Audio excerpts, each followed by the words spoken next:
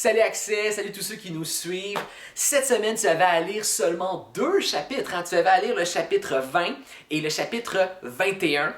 Et nous allons avoir Thierry qui va nous apporter ce tout dernier message. Ouais, le dernier message de notre thématique.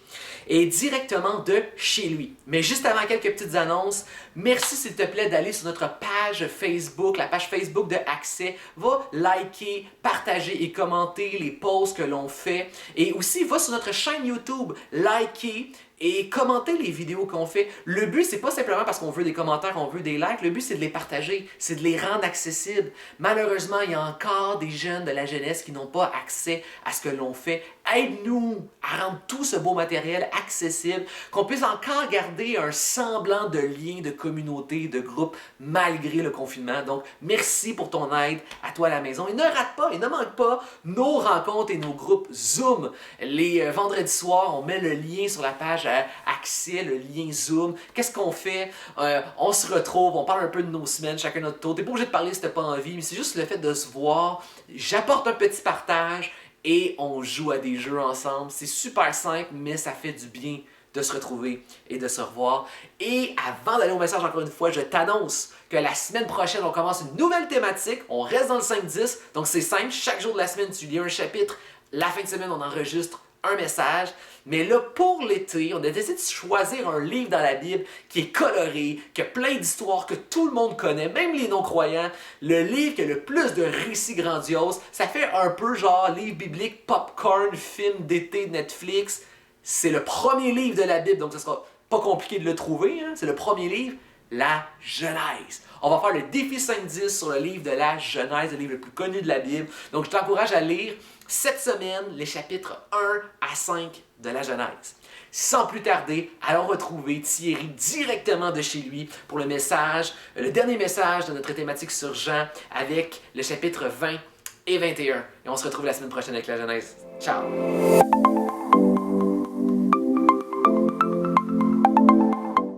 Salut guys, c'est Thierry, j'espère que vous allez bien. Je vais bien de mon côté. Ça me fait plaisir de prendre ce temps-là avec vous, où je vais amener la parole. J'aimerais ça prendre le temps de vous dire que je pense à vous, guys. Je vous aime. On prie pour vous. Ça fait longtemps que je n'ai pas entendu le accès famille. Mais je sais que je vous entends pas, mais je suis sûr que vous le faites chez vous également, cette famille. C'est pas qu'un slogan, mais c'est une réalité pour nous, les leaders de la jeunesse. C'est qu'on est une famille. On est là pour vous, on prie pour vous, on prend le temps pour vous. Si vous avez besoin de parler, discuter, ou vous vivez quoi que ce soit, vous pouvez nous contacter. Puis ça va nous faire plaisir de prendre du temps avec vous. Vous connaissez vos leaders, allez avec ceux que vous êtes le plus à l'aise, mais on est là pour vous. La famille de Dieu, c'est de prendre soin les uns des autres. Donc, on veut le faire à travers ça. Donc, j'ai le privilège et cette chance de terminer et clôturer, je veux dire, terminer ce défi 5-10 sur l'évangile de Jean. Et donc, si tu as suivi la série, tu sais à peu près où je suis rendu au chapitre 20 et chapitre 21. Donc, puis si tu n'as pas suivi la série, c'est pas grave, tu peux t'insérer tout doucement à travers ce message. Tu vas pouvoir comprendre assez facilement. Donc, juste avant de débuter mon message, j'aimerais ça prier pour mettre ce message entre les mains de Dieu. Donc, courbons nos fronts. Seigneur Jésus, je te prie pour ce message. Je te prie que tu puisses nous rendre disposés, rendre les cœurs disposés à entendre ta parole, rendre les cœurs disposés à recevoir la semence que tu as pour eux. Seigneur Jésus, on sait que tu es vivant, on sait que tu es réel. Et je te prie que, Seigneur Dieu, que tu puisses toucher et convaincre des cœurs à travers ce message, Seigneur. Je te prie également que moi, je puisse m'effacer afin que toi, tu puisses prendre ta place à travers ce message. Je te prie que je puisse m'effacer afin que tu puisses être glorifié à travers ce message. Et Seigneur, je te remercie d'avance pour ce que tu vas faire et ce que tu as déjà fait dans nos vies et ce que tu fais en ce moment, alors qu'on des fois, on n'est même peut-être pas conscient de ce que tu fais. Et merci d'avance, c'est dans ton nom que je te prie. Amen. Donc, comme je vous ai dit, on est au défi 5-10, les deux derniers chapitres, chapitre 20, chapitre 21. Ici, on parle de la résurrection. Donc, ça va être intéressant ce que je vais aborder avec vous. Et juste avant de commencer, mon titre de mon message est « Où est ton Jésus? » Je le répète, où est ton Jésus? Et ici, juste pour vous mettre un peu en contexte, je vous avais vu au message précédemment la crucifixion de Jésus. Jésus a été crucifié, il est mort, on prend son corps, on l'amène au tombeau, on roule la roche devant et ça finit là. Moi, je reprends à partir de ce moment-là, quelques jours après, qu'est-ce qu'il y en est. Je vais vous faire la lecture du chapitre 20 de Jean, de versets 1 à 10. Et après ça, on va pouvoir débuter. Donc, je vous fais la lecture. Ça va comme ceci. Le premier jour de la semaine, Marie-Madeleine vient au tombeau dès le matin, alors qu'il fait encore sombre, et elle voit que la pierre a été enlevée du tombeau. Elle court trouver Simon-Pierre et l'autre disciple, l'ami de Jésus, et elle leur dit, « On a enlevé le Seigneur du tombeau, et nous ne savons pas où on l'a mis. » Pierre et l'autre disciple sortirent donc pour venir au tombeau. Ils couraient tous deux ensemble, mais l'autre disciple courut plus vite que Pierre et arriva le premier au tombeau. Il se baisse, voit les bandelettes qui gisent là, pourtant il n'entra pas. Simon-Pierre, qui le suivait, arrive, entrant dans le tombeau, il voit les bandelettes qui gisent là. Et le linge qui était sur la tête de Jésus, ce linge ne gisait pas avec les bandelettes, mais il était roulé à part dans un autre lieu. Alors l'autre disciple qui était arrivé le premier au tombeau entra aussi. Il vit et il crut. Car il n'avait pas encore compris l'écriture selon laquelle il devait se relever d'entre les morts, les disciples se retournèrent donc chez eux.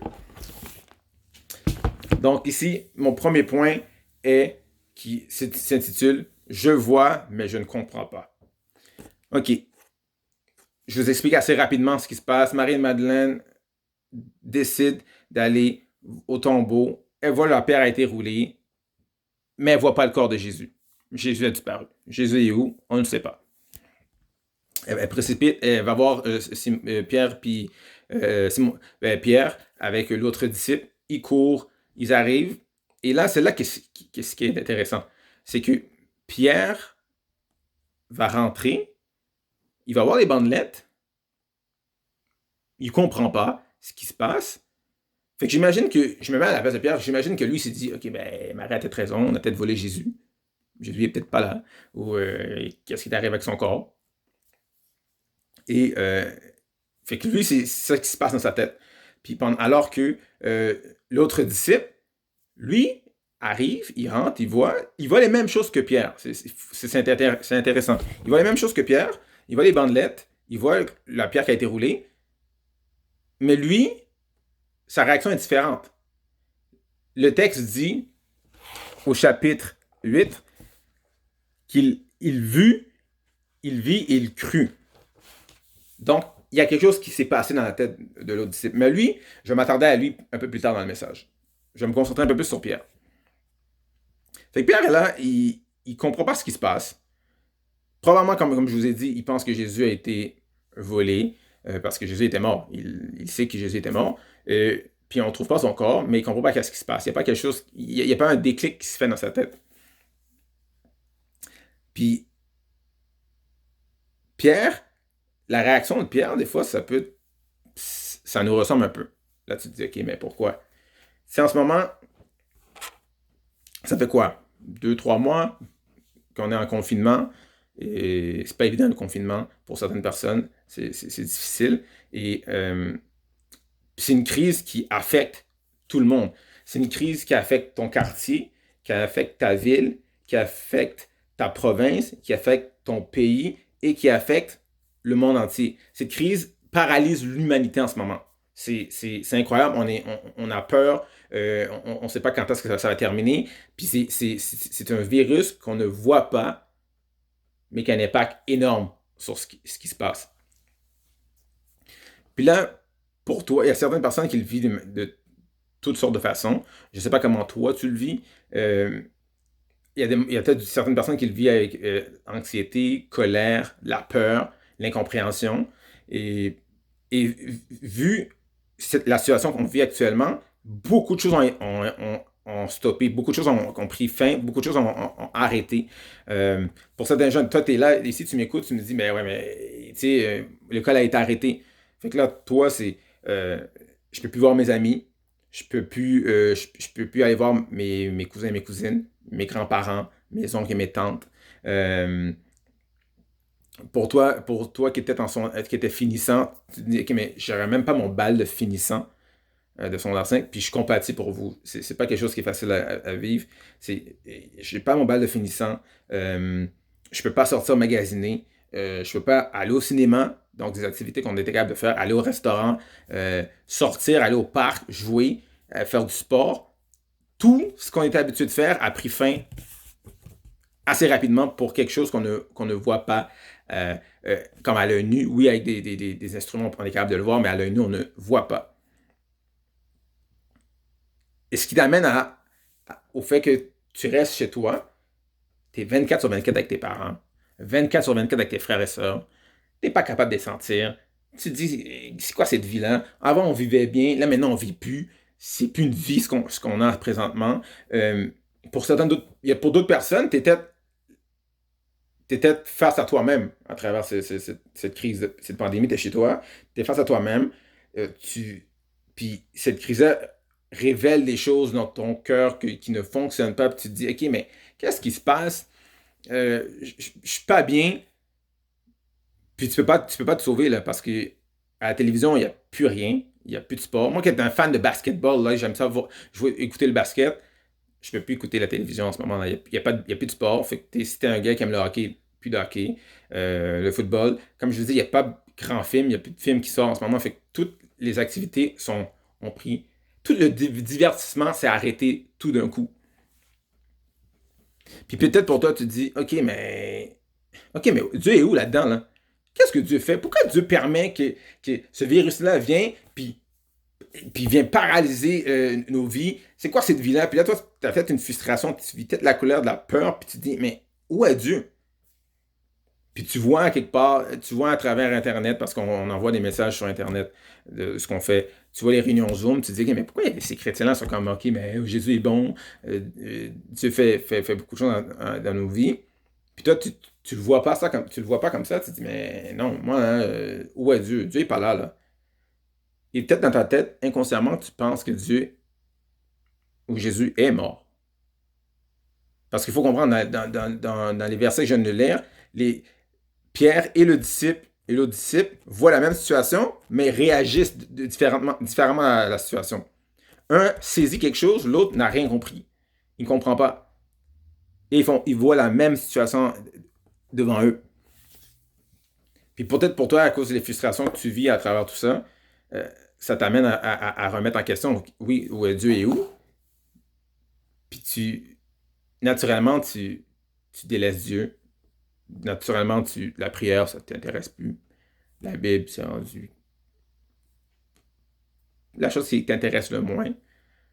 Ce que tu essaies de trouver, t'essaies de trouver toutes sortes de choses qui pourraient combler ton temps, parce qu'il faut que tu t'occupes, ce qui est tout à fait normal, mais tu délaisses Dieu. Puis pour toi, Dieu est simplement mort, puis ce que ça va donner comme impact sur ta vie, c'est que tu vivais sous des réserves, et bien naturellement, tu vas mourir à petit feu. Donc, comme je vous ai dit, ton intérêt pour la Bible est moins, ton intérêt pour la prière est moins, ton intérêt de parler avec des chrétiens, puis vous exhorter, vous aider à grandir votre foi diminue, et vous laissez tomber. Et vous mourrez à petit feu. C'est que ça me fait penser à un cellulaire. Un cellulaire, là, tu peux pas le charger, puis tu vis sur des réserves là, de 15-20%. Mais à un moment donné, ton cellulaire, si tu le charges pas, il meurt. Il meurt à petit feu. Puis quand il n'y a plus de batterie, il ne sert plus à rien. Puis en ce moment, ce que je te pose comme question, c'est que peut-être que pour toi, peut-être tu as délaissé Dieu, puis c'est ça qui affecte ta foi en ce moment. Ta compréhension de Dieu, tu ne comprends pas, tu te dis, mais oui, je vois les bandelettes, oui, je vois certaines choses sur Internet que oui, Jésus ça, mais moi, je ne le vis pas personnellement. Fait que peut-être pour toi, tu es comme, OK, mais Dieu est mort, Jésus est mort. Il n'est pas là. Mais ce qui est intéressant, ce qu'on va voir, c'est qu'il m'amène à mon deuxième point qui se dit, qui s'appelle, mon deuxième point, c'est je vois et je crois. Comme je vous dis, c'est intéressant, l'autre disciple voit la même situation que Pierre, mais il réagit différemment. Il voit les bandelettes, mais il ne se limite pas aux bandelettes. Il rentre dans le tombeau, mais aussi, mais il est comme, OK, il y a quelque chose comment je pourrais dire, qui se déclenche dans sa tête. Il saisit quelque chose. Et la Bible dit, il vit, il crut. Donc, il comprend que, OK, si le corps de Jésus n'est pas là, c'est parce que Jésus est ressuscité. Si le corps de Jésus n'est pas là, c'est parce que Jésus a vaincu la mort. Si le corps de Jésus n'est plus là, c'est parce qu'on a un nouvel espoir en lui. Et là, c'est plus, il est plus dans, c'est comme, comment je pourrais dire, il y a un déclic qui se fait, c'est pour lui, c'est comme, OK, il y a espoir. Il y a espoir que, OK, mais qu'un homme qui était avec nous pendant 3 ans, qui nous a éduqués, nous a enseigné sur la parole de Dieu, est mort, mais est revenu à la vie. Donc, pour lui, il comprend que, OK, mais après cette vie, il y a une autre vie. Parce que Christ n'est plus dans le tombeau. Il réalise ça, il comprend ça. Donc, en lui, il y a un déclic qui se fait, sa foi prend une autre, grandit à un autre niveau, parce qu'il saisit, OK, mais ce que je vois, c'est pas la réalité. Pierre est resté sur la réalité que, OK, mais il n'est plus là, Jésus n'est pas là, il est mort, son corps a peut-être été volé. Lui, c'est que non, Christ a été ressuscité. Et c'est intéressant parce que à travers le confinement qu'on vit, on peut avoir un autre type de croyant, un autre type de chrétien qui, le confinement, il le voit différemment, il le voit dans le sens que, OK, le virus qu'on ne voit pas a tout arrêté, a tout mobilisé, a tout paralysé nos activités de la vie, mais cette personne-là le voit de façon comme, OK, si j'ai plus de temps, ça me laisse avoir du temps pour apprendre sur la parole de Dieu, pour prier un peu plus, pour prendre du temps avec des frères et sœurs, ou prendre du temps avec des gens que j'ai jamais eu le temps de prendre, j'ai jamais pris le temps, excusez-moi, d'approfondir ma relation avec eux, mais là, j'ai le temps de prendre, j'ai le temps de m'investir là-dedans. Et puis peut-être pour eux, ils voient le confinement comme étant une bénédiction, dans le sens que Dieu a mis une pause sur la vie, parce que la vie, on bouge, on court tellement partout. Vous êtes à l'école, vous êtes au secondaire, vous avez des travaux par-ci, par-là, vous avez des activités sportives, vous faites tellement de choses. Là, en ce moment, tout est sur pause. Là, ça vous laisse du temps pour vous centrer sur Jésus davantage. Ça vous laisse du temps d'apprendre un peu plus sur lui. Donc, lui voit cette chose-là de manière différente. Il voit un espoir. Il voit quelque chose d'une manière que je peux approfondir un peu plus ma relation avec Dieu. Il faut comprendre aussi, la Bible déclare que Jésus est le chemin, la vérité et la vie. Donc, celui ce disciple qui voit et comprend, dans notre vie actuelle en ce moment, avec ce qu'on vit, comprend que malgré les circonstances de la pandémie, Dieu est souverain, Dieu est au contrôle, Dieu savait ce qui allait arriver, puis Dieu connaît la suite des prochaines lignes de notre vie, il connaît le prochain paragraphe, il connaît le prochain chapitre, il connaît le prochain tome, il connaît tout, il est au contrôle de tout. Dieu n'est pas surpris par rapport à ça. Donc le croyant qui vit cela en ce moment dans cette pandémie est comme, OK, Dieu est au contrôle en ce moment. Ce que j'ai à faire, c'est suivre Dieu. Puis quand tu suis Jésus, il y a comme le disciple, quand il a compris qu'il y a quelque chose qui se passe en ce moment parce que Christ n'est plus dans le tombeau, il y a comme une vie qui prend en lui parce que Christ dit qu'il est le chemin, la vérité et la vie. Donc, s'il est la vie, puis nous mettons notre foi en lui, et puis lui vit en nous, donc ça doit procurer une vie en nous. Tu peux pas rester insensible par rapport à ça. Et encore là, ça me fait penser, je vous donne encore un autre exemple avec le cellulaire.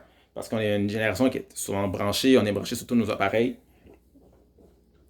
Et ce disciple qui comprend que Christ est vivant, puis a son espoir en lui, c'est que sa source pour nourrir sa foi est Christ. De la même manière qu'un pont cellulaire, si tu veux charger ton cellulaire est mort, tu as besoin de le brancher à une source, à un chargeur. Ce chargeur-là va permettre que ton cellulaire puisse reprendre vie. Et ici, alors que Christ est mort, puis Christ est revenu à la vie, puis il nous donne la vie en lui, simplement quand tu branches ton cellulaire, ça reprend vie. Et tu charges. Et de la même manière que pour un croyant qui vit en ce moment dans cette pandémie, la Bible, la prière, prendre du temps avec des gens, sont des sources qui permettent à lui de continuer et puis à recharger ses batteries afin qu'il puisse continuer dans sa vie chrétienne. Puis quand on comprend ça, c'est intéressant parce que ça nous amène encore plus loin dans le texte. Et là, j'arrive dans Jean 20, 19 à 23, qui m'amène à mon prochain point qui s'appelle « Équipé pour la mission ».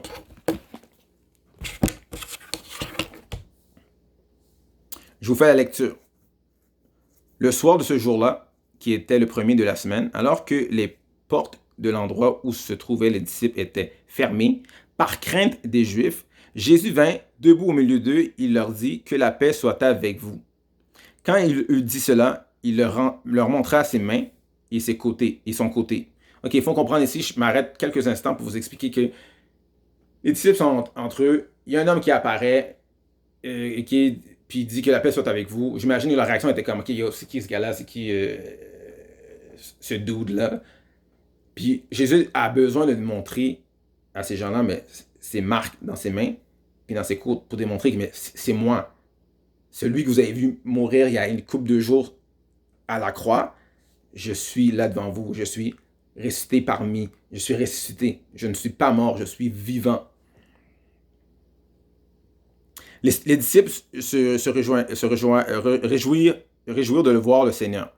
Jésus leur dit à nouveau, que la paix soit avec vous, comme le Père m'a envoyé, moi aussi je vous envoie. Après avoir dit cela, il souffla sur eux et leur dit, recevez l'Esprit Saint.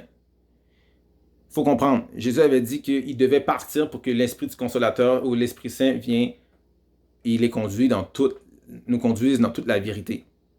Donc, il souffle le Saint-Esprit, l'Esprit Saint sur eux.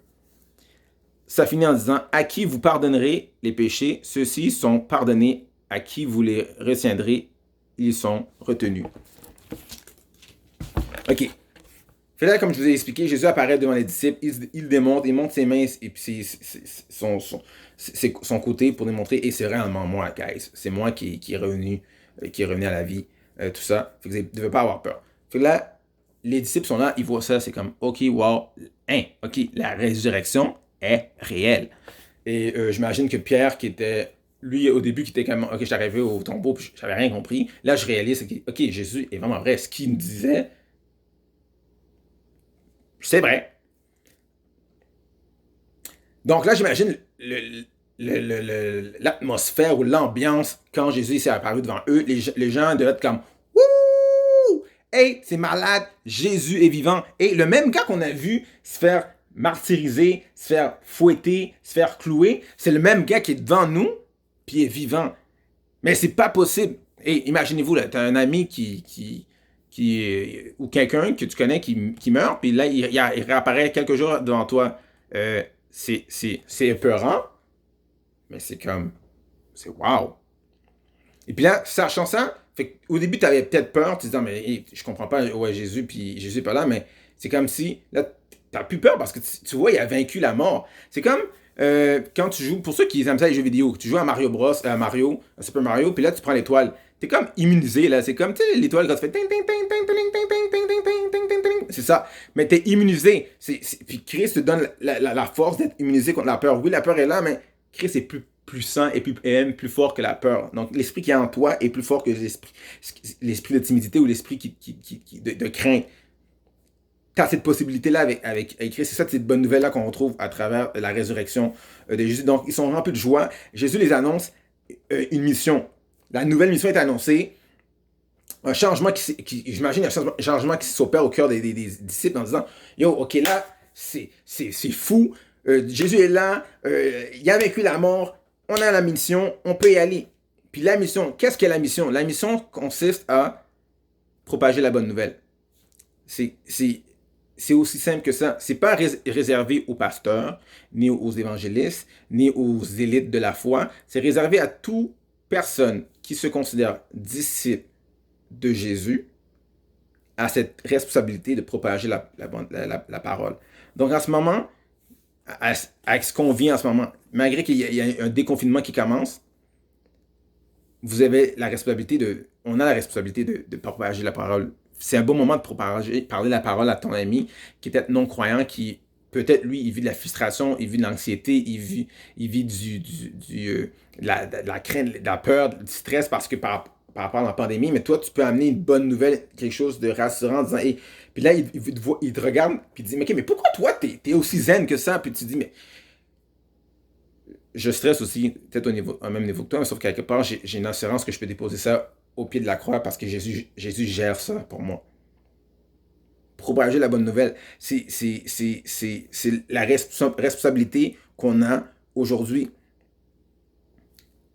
Puis ça me fait penser, quand je pense à la mission, ça me fait penser à ma fille. Ma fille, pour ceux qui le savent, j'ai une fille qui s'appelle Daphné. Puis ma fille, des fois, quand j'aime ça des fois la donner des petites gâteries, mais que j'informe pas sa mère quand je fais ça. Fait que des fois, je donne des petits chocolats ou des petits chips. Puis quand je la donne, des fois, je la dis, hey, ça c'est entre toi et papa, tu sais, pour essayer de garder le bounding entre papa et fille. Puis elle est tellement heureuse, parce que pour elle, c'est tellement une bonne nouvelle, qu'elle ne peut point garder ça pour elle. Donc, qu'est-ce qu'elle fait? Elle décide d'aller, puis elle court, elle dit, maman, papa m'a donné un morceau de chocolat, papa m'a donné des chips. Puis là, ma femme est comme, ah ouais? Là, je suis comme, Daphné, c'est supposé rester entre nous. Mais elle est tellement excitée par cette bonne nouvelle-là, elle ne peut la garder pour elle. Elle est remplie de joie. Elle est comme, non, il faut que je la partage. Même au point que quand je prie avec elle le soir, elle va mentionner à Jésus, Jésus, moi j'ai eu du chocolat, j'ai bien mangé ça. Merci Jésus pour le chocolat, c'est parce que c'était bon. Elle partage à tout le monde. C'est le même principe que la bonne nouvelle de Jésus. Quand on comprend la résurrection, lorsqu'on comprend ce que Jésus a fait pour nous à la croix, il est important pour nous de propager cette bonne nouvelle parce que d'autres gens ont besoin d'entendre qu'est-ce que Christ a fait pour eux à la croix. C'est le même principe. Donc, comment ça s'applique pour toi aujourd'hui? Peut-être pour toi, tu te dis, ok, mais moi, Jésus, là, il est loin, là. Il est loin. C'est loin d'être ma priorité en ce moment. Je me sens vraiment loin de Dieu. Je me sens mort. Je me sens faible dans ma foi. Mais ce que je peux te dire, c'est que tu peux laisser Christ, le Christ de la résurrection, venir changer ton état. Pierre ne saisissait pas au début de ce qui se passe. Et puis ici, lorsque je viens de lire les versets que je viens de lire, Pierre fait partie des disciples qui étaient joyeux, excités de savoir que leur maître est revenu à la vie. Donc il y a une possibilité que lorsque tu mets ta foi en lui, qui change ton état. La Bible dit qu'on est, des ennemis de Dieu et on est mort au péché.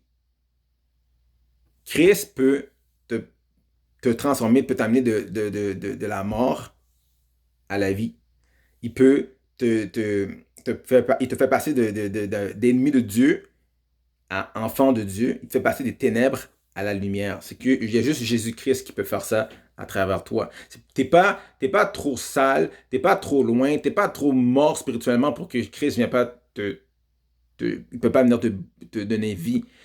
Et il est mort et il est revenu à la vie. Donc, il peut le faire avec ton état actuel en ce moment.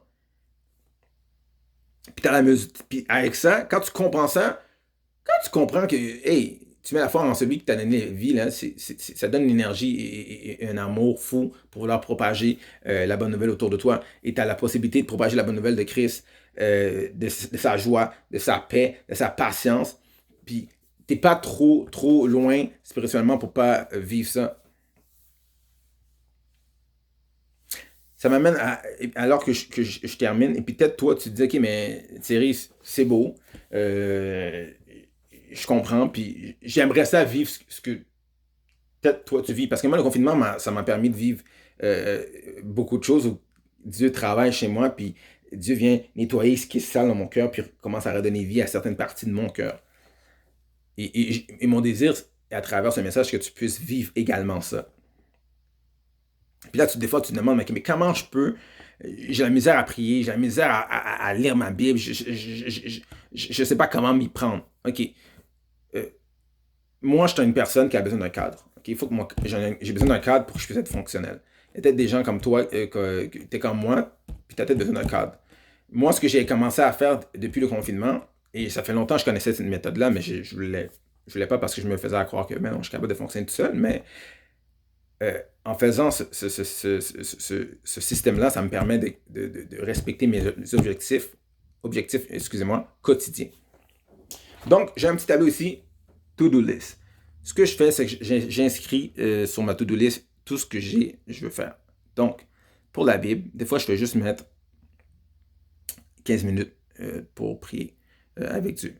Puis encore là, je dis 15 minutes, mais mets-toi pas la pression par rapport aux chiffres.